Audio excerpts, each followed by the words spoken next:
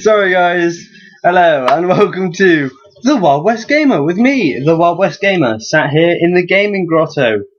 Big things happened yesterday.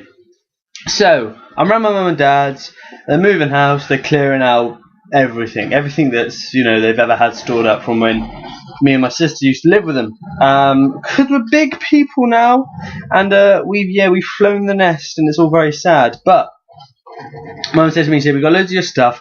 What you don't want, we're going to throw away. What you want, take with you. So I'm searching through these boxes. For me, it's like, happy hour, cross with Christmas. I'm finding all the old stuff I forgot I even had. I've got like 3 boxes full of, just stuff I forgot I even had. But it's just genuinely awesome stuff. So I'm digging through and I find this one box. I'm like, oh, this is weird. This is sort of, bits and pieces, some old Game Boys. I found a controller for the Master System. Hoping that baby will fetch a bit on eBay, perhaps, from a retro collector. But a really big thing I found, digging through, I found a box of, oh yes, PlayStation 1 games. Digging through it. All games I thought I'd sold. So happy I didn't. Soul Reaver, Star Wars Episode 1 Phantom Menace, Spyro, Spec Ops, Jurassic Park Warpath, Small Soldiers, Crash Bandicoot War. The game isn't in there. I'm hoping it's in the actual console, which is there as well.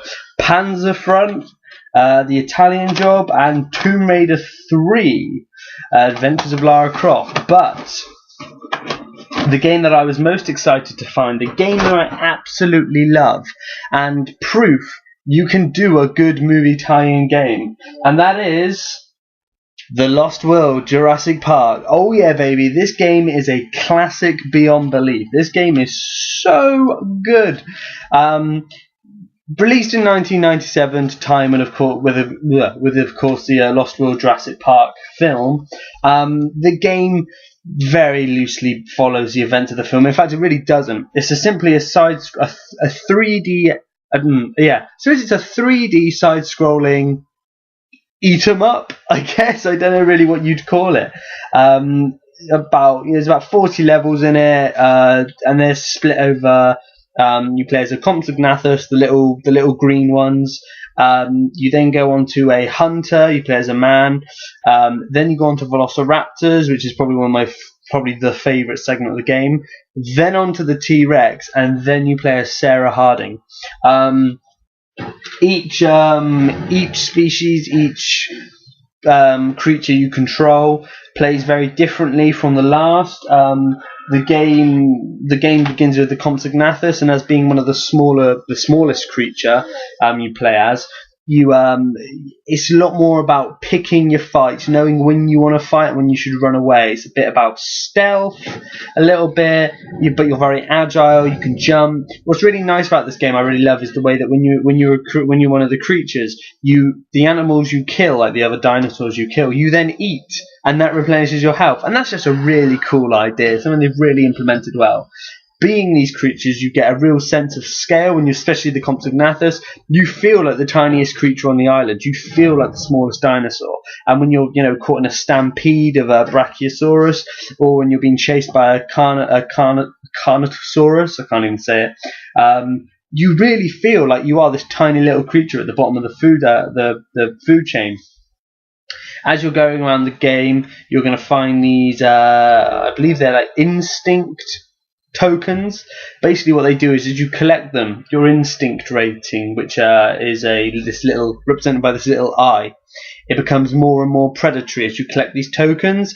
Basically what that means is it increases the amount of damage you can do and the amount of damage you can take, but as you get attacked, that will then go down. And it starts off like this green, this eye on a green background, and then works its way up to like this deep red eye with sort of quite like a velociraptor eye, basically. That very sort of slit-like pupil. Basically, it's a cool system. It works well. You've got lives in this game. You start off with 3. Of course, the more you collect, the more chances you get to try the level. I believe there are checkpoints in the game, but they're pretty unforgiving. So if you're one of these people who has forgotten how brutally hard the old school games can be, then this is going to be an education how to get schooled. After the Compsognathus, you play as the humans. Playing as the humans is just, well, it's cool. You get firepower, you get guns, you get the grappling hook, which you can use to swing along onto anything you can grab. You're fairly tough as a human, but they're, like you say, you're going to be up against bigger beasties, baryonyx, velociraptors, deinonychus, stuff like that. Big sort of the human-sized predatory animals, which are quick and dangerous. And yeah, that's really cool. I really like that. You get the cool weapons: flamethrowers, gas, rocket launchers, machine guns, tranquilizer darts. Awesome. Moving on then, after the human, you have the raptors. Now, for me, the raptors were always my favourite animal in this game to play as. In the films, they're my favourite dinosaur. In my life, they're my favourite dinosaur. Believe it or not, being a 22-year-old man, I still think dinosaurs are cool. I mean, I'm a little bit more than, as a kid, just like, oh, dinosaurs. It's now about the fact these massive creatures lived, millions of years ago. They essentially were the dominant species. And Jurassic Park is just like the best thing in the world. It's adventure crossed with dinosaurs. How is that never going to work? But the raptors for me was the coolest bit. In the game, the raptors are awesome. You're going through sort of these industrial areas, the old abandoned warehouses of Site B, attacking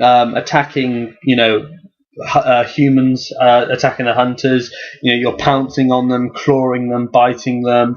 You can roll. What's really cool is you can, with most of them, I believe, apart from the Compsognathus and the humans, so basically the Velociraptor and the TRex, I think it's R2, press R2 and they do their roar. So for the Velociraptor, it's sort of like that signature bark sound they make. Likewise for the T-Rex, of course, it's that big ass awesome T-Rex roar that sort of becomes synonymous with Jurassic Park. The Velociraptors are awesome. Pouncing on humans never gets old. Just for the one sort of the one voice, the one sort of cry this guy shouts. Everyone remembers it. If you played the game, you know what I'm talking about. As a Velociraptor, pounce on a guy, start clawing him up, and you'll just hear this, oh, he's grabbed hold of it. And it's just like the greatest. That never gets old. Being a raptor, doing that, then eating them is awesome. And then after the raptor, you get the T-Rex. Playing as the T-Rex, you feel like the T-Rex. Now, this is both a plus and a con. You feel powerful. You feel like a badass. The problem is, you're slow as fuck. I mean, just turning around is hard work for this creature. Likewise, you kind of at times feel that the damage you should be able to take is perhaps a little bit, you're underweak, if that makes sense. You're underweakened. The T-Rex is not quick enough to move in on, things like humans with rocket launchers and velociraptors. So you need to be able to take the damage. Unfortunately, when you take damage, there's this recoil animation, which is cool.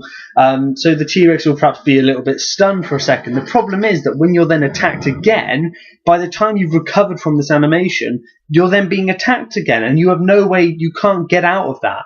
So you have to, it kind of becomes a bit of trial and error and sort of a lesson in, punishment, because you will find you're repeating levels as many times as you can, and then if you run out of lives, yeah, that's it,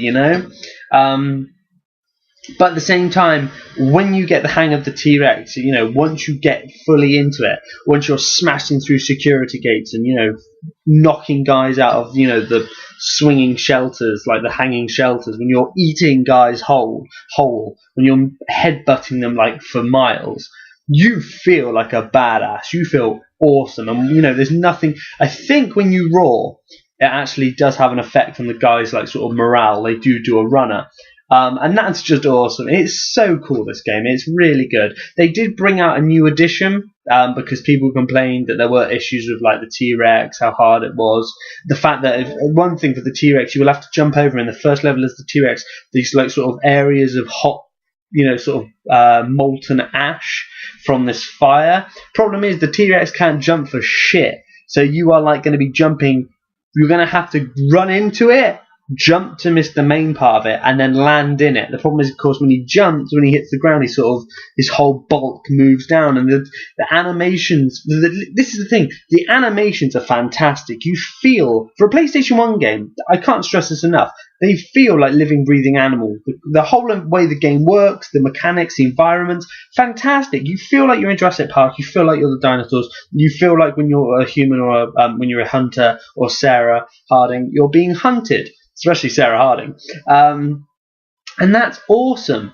But the animations they've employed to do this mean that in areas that the levels just don't work in some aspects. But that's not overly bad. That's not like a massive thing, because there is parts. There are parts to this. There are parts to this game which are so fantastic. They just overrule that.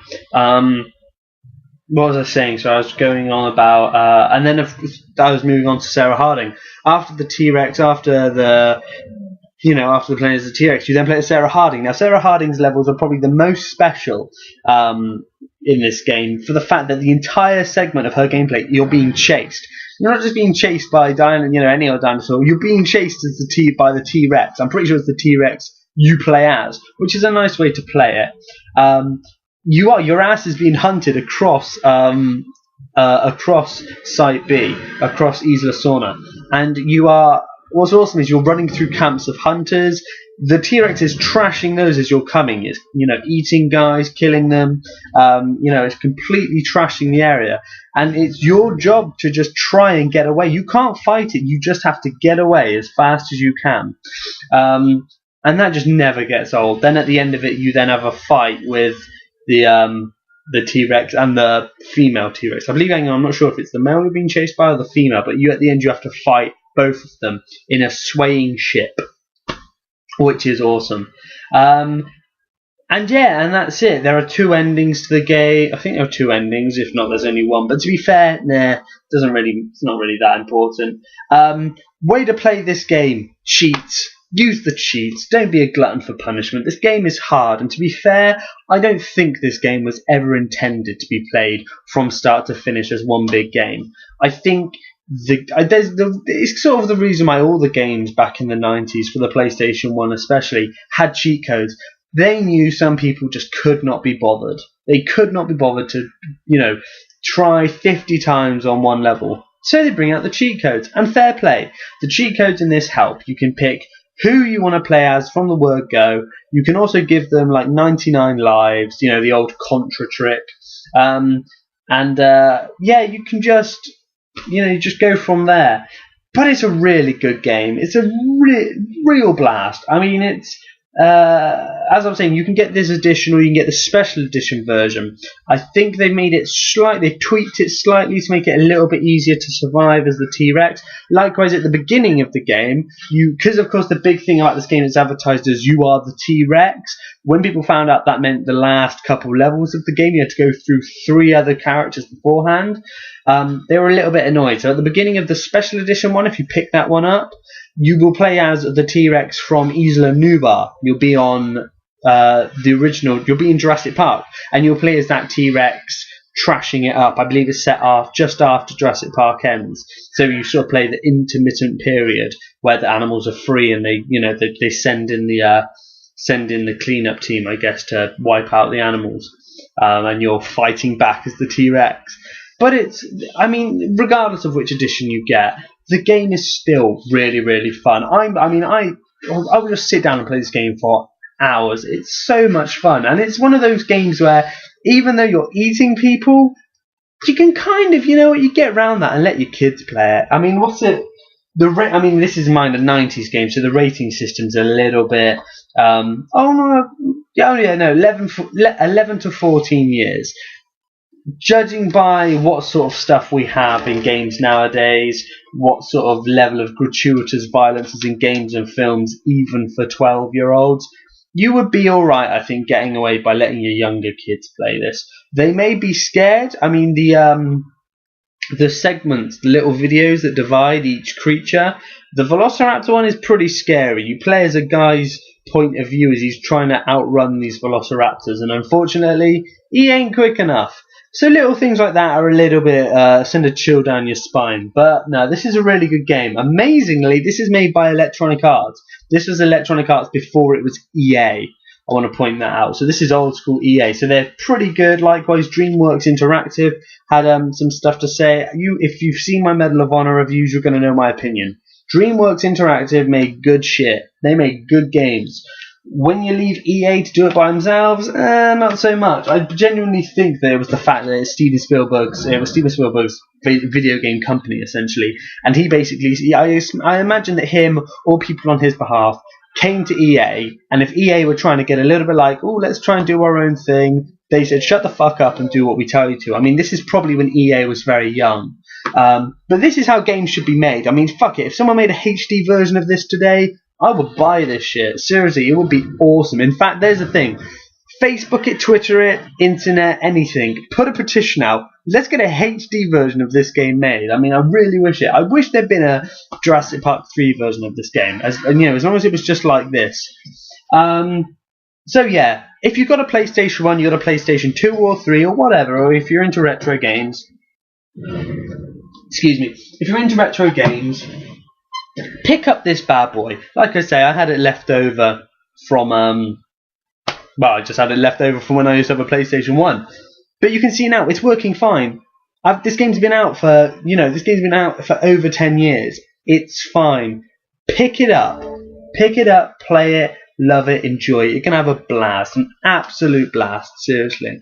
So guys, thank you very much for watching. Hope you enjoyed the video. Please like, comment, subscribe, all that sort of stuff. I've got a whole other host of retro games I'm going to play here for you. Unfortunately, no Tony Hawk's Pro Skater. Gutting, I know, but we'll have to get over it and move along. But yeah, check out my next review, and hopefully you enjoy it. See you guys later. Bye bye.